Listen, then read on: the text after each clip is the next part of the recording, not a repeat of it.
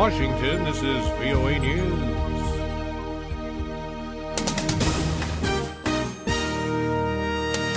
U.S. and Saudi Arabia launch more airstrikes on Islamic State targets in Syria. North Korean leader reportedly appears in public. I'm Ray Kouguell reporting from Washington. The United States and Saudi Arabia launched more airstrikes Monday on Islamic State targets near Kobani, Syria, as Kurdish fighters and the insurgents engaged in fierce fighting for control of the town.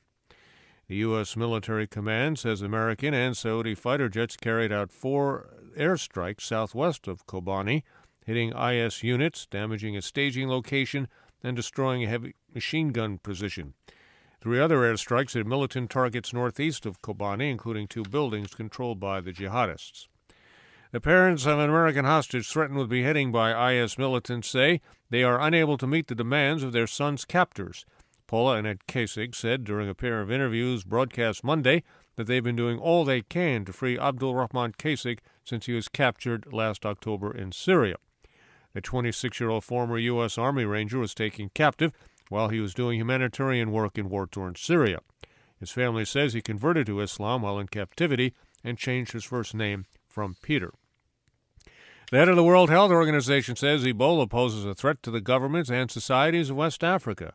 Dr. Margaret Chan, Director General of the WHO, warns a number of cases is rising exponentially in Liberia, Guinea, and Sierra Leone, saying the outbreak shows how the world is ill-prepared for a severe and sustained public health emergency. In Liberia Monday, most health workers reported to work, ignoring calls for strike to demand extra hazard pay for potentially exposing themselves to the Ebola virus.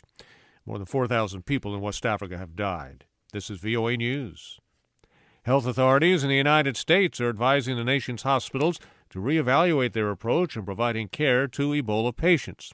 Speaking Monday in Atlanta, Georgia, Centers for Disease Control and Prevention Director Dr. Tom Frieden urged hospitals to watch for patients with fever or symptoms of Ebola who have traveled from the 3 worst affected West African nations in the past 21 days. North Korean leader Kim Jong-un reportedly made his first public appearance in more than 40 days. The official news agency KCNA reports that Mr. Kim gave field guidance at a residential district and a science institute, ending speculation over his health and grip on power in the secretive country. The report is dated Tuesday, but it did not specify on which day he made the visits. Mr. Kim, who succeeded his father Kim Jong-il in 2011, was last seen September 3rd at a concert by his favorite pop group, the Moranbong Band, a group consisting of 5 young women, all handpicked by Mr. Kim. Hundreds of people, some of them wearing masks, have clashed with protesters in central Hong Kong who have spent weeks demonstrating for democratic reforms in the Chinese territory. The demonstrations began in late September with the protesters, many of them university students, calling for the semi-autonomous city's leader to resign and for the Chinese government to let Hong Kong voters elect their own without restrictions on candidates. Chief Executive Leung Chun-ying says he will not step down.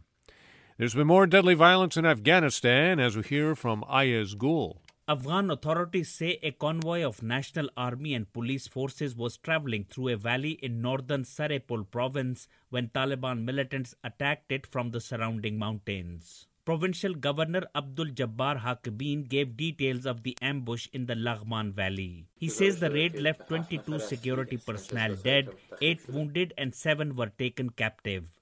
The governor said up to 6 convoy vehicles were destroyed.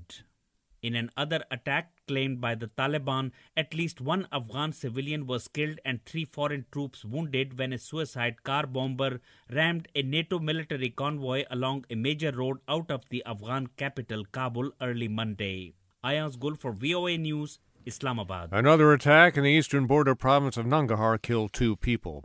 The Roman Catholic Church is signaling that it soon may ease its stance on homosexuality and the sanctity of marriage. Senior bishops handpicked by Pope Francis suggested in Rome Monday that the Church adopt a more positive perspective on gay couples, unmarried couples, and civil marriages in which one or both of the partners is divorced. The bishops offered their views in an interim report. They expect to issue a final one next week. I'm Ray Kouguell in Washington. That's the latest world news from VOA.